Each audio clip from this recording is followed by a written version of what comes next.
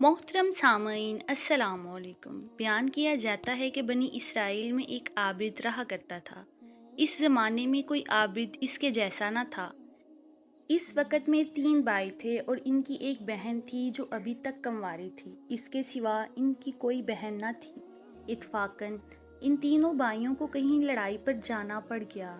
इनको कोई ऐसा शख्स नज़र न आया जिसके पास अपनी बहन को छोड़ जाएं और इस पर भरोसा करें। लिहाजा सब ने इस राय पर इत्तफाक किया कि इसको आबिद के सुपुर्द कर दें। वो आबिद इनकी ख्याल में बनी इसराइल में नेक और परहेजगार था। चुनाचा इनके पास आए और अपनी बहन को हवाला करने की दरख्वास्त की। जब तक हम लड़ाई से वापस आए हमारी बहन आपके साए शफकत में रहेगी। आबिद ने ऐसा करने से इनकार कर दिया और इनकी बहन से खुदा की पनाह मांगी। वो ना मानी और इसरार करते रहे कि इनकी बहन को अपनी निगरानी में रखना मंजूर कर लें। हत्ता कि आबिद ने इनकी दरख्वास्त को मंजूर कर लिया और कहा, अपनी बहन को मेरी इबादत खाने के सामने किसी घर में छोड़ जाओ। इन्होंने एक मकान में इसको ला उतारा और चले गए। वो लड़की आबिद के करीब एक मुद्दत तक रही। आबिद इसके लिए खाना लेकर आता और अपनी इबादत खाने के दरवाजे पर रख कर दरवाज़ा बंद कर लेता और वापस अंदर चला जाता और लड़की को आवाज़ देता। वो अपने घर से आकर खाना ले जाती थी। फिर रावी ने बयान किया कि फिर शैतान ने आबिद को बहकाना शुरू किया।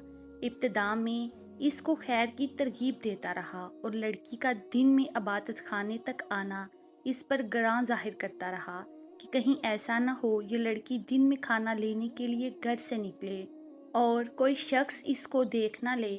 इसलिए बेहतर ये है कि इसका खाना लेकर इसके दरवाजे पर रख आया कर, इस पर अजर अजीम होगा।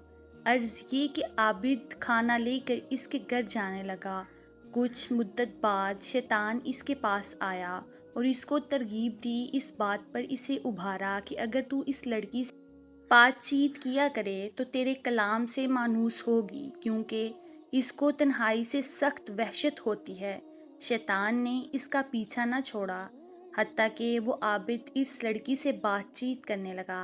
अपनी इबादत खाने से उतर कर इसके पास आने लगा। फिर शैतान इसके पास आया और इससे कहा, तू अपनी इबादत खाने के दरवाजे पर, वो अपने घर के दरवाजे पर बैठे और दोनों बाहम बातें करो ताकि इसको खुशी महसूस हो। आखिरकार शैतान ने इसको इबादत खाने के दरवाजे पर ला बिठाया। लड़की भी घर से दरवाजे पर आई।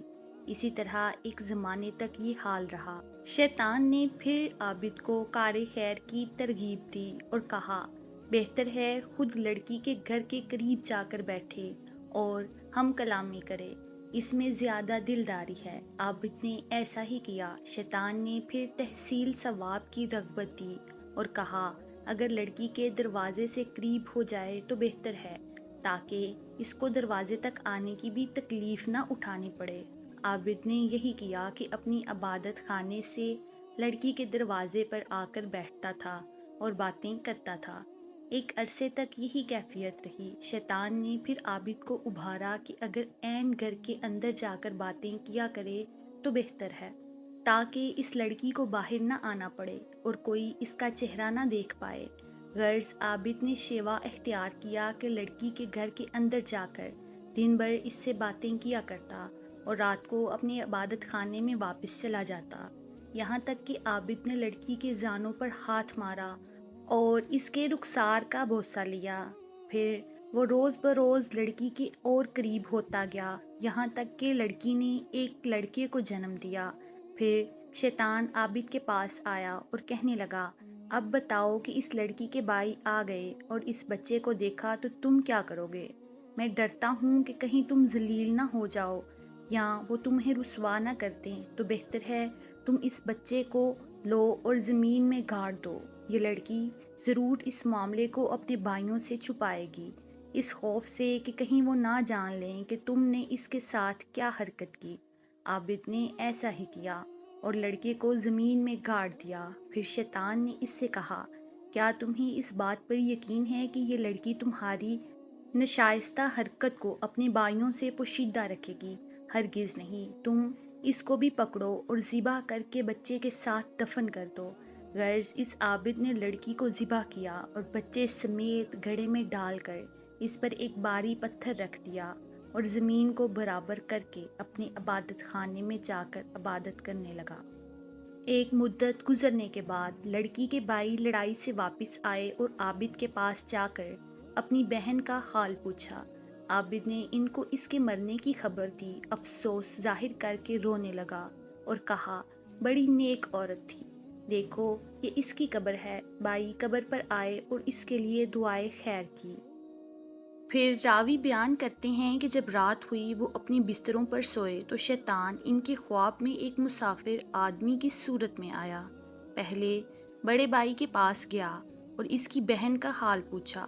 اس نے عابد کا اس کے مرنے کی خبر دینا، اس پر افسوس کرنا اور مقام خبر دکھانا بیان کیا۔ شیطان نے کہا، سب جھوٹ ہے، تم نے کیوں اپنی بہن کا معاملہ مان لیا؟ عابد نے تمہاری بہن سے بدفعل کیا، وہ حاملہ ہو گئی اور ایک بچہ جنا۔ عابد نے تمہارے ڈر سے مار کے اس بچے کو اس کی ماں سمیت ذبح کیا اور گھڑا کھود کر دونوں کو اس میں ڈال دیا۔ شیطان نے مزید کہا، جس گھر میں تمہاری بہن تھی اس کے اندر داخل ہونے میں وہ گھڑا داہنی جانب پڑتا ہے، تم چلو اس گھر میں جا کر دیکھو، تم کو وہاں دونوں ماں بیٹے ایک جگہ ملیں گے، جیسا کہ میں تم کو بیان کر چکا ہوں۔ پھر شیطان دوسرے بھائی کے خواب میں آیا، اسے بھی ایسا ہی کہا۔ پھر چھوٹے بھائی کے خواب میں آیا اور اسے بھی ایسا ہی کہا۔ جب صبح ہوئی تو سب لوگ بیدار ہوئے اور تینوں اپنے خواب سے تعجب میں تھے۔ ہر ایک آپس میں ایک دوسرے سے بیان کرنے لگا کہ میں نے رات عجیب خواب دیکھا۔ سب نے جو کچھ دیکھا بیان کیا۔ بڑے بھائی نے کہا، یہ خواب فقط ایک خیال ہے اور کچھ نہیں، یہ ذکر چھوڑو اور اپنا کام کرو۔ چھوٹا بھائی کہنے لگا، میں تو جب تک اس مقام کو دیکھ نہ لوں باز نہیں آؤں گا۔ تینوں بھائی چلے جس گھر میں ان کی بہن رہتی تھی، آئے، دروازہ کھولا، جو جگہ خواب میں بتائی گئی تھی اسے تلاش کیا، جیسا ان سے کہا گیا تھا کہ ان کی بہن اس بچے کے ایک گھڑے میں ذبح کیا ہوا پایا۔ انہوں نے عابد سے کل کیفیت دریافت کی۔ عابد نے اس قول کی، اس فعل کے بارے میں تصدیق کی۔ انہوں نے اپنے بادشاہ سے جا کر عابد کی شکایت کی۔ عابد کو پھر اس کے عبادت خانے سے نکالا گیا اور اس کو مارنے کے لیے لے جایا گیا۔ جب اس کو مارنے کے لیے لے جایا جا رہا تھا تو شیطان اس کے پاس آیا اور کہا، تم نے مجھے پہچانا، میں ہی تمہارا وہ ساتھی ہوں جس نے تم کو عورت کے فتنے میں ڈال دیا، یہاں تک کہ تم نے اس کو حاملہ کر دیا اور ذبح کر ڈالا۔ اب اگر تم میرا کہنا مانو اور مجھے سجدہ کرو تو میں تمہیں نجات دلا دوں گا۔ عابد نے سجدہ کیا، خدا تعالیٰ سے کفر کیا۔ پھر جب عابد شخص نے کفر کیا تو شیطان اس کو اس کے ساتھیوں کے قبضے میں چھوڑ کر چلا گیا۔ انہوں نے اس کو اس کے کافر کردار تک پہنچا دیا۔ اس واقعے سے ہمیں یہ سبق ملتا ہے کہ اندازہ کیجئے شیطان ہمارا کس قدر سنگین دشمن ہے اور اس کے وار کس قدر سنگین ہے۔ چنانچہ ہمیں چاہیے کہ اس واقعے سے سبق حاصل کریں اور شیطان کے ہتھ کنڈوں سے اپنے آپ کو بچائیں۔ اللہ ہم سب کی حفاظت فرمائے، آمین۔ امید ہے آپ کو آج کی ویڈیو پسند آئی ہوگی۔ مزید ایسے واقعات اور معلوماتی ویڈیوز دیکھنے کے لیے میرے چینل کو سبسکرائب کریں۔ شکریہ۔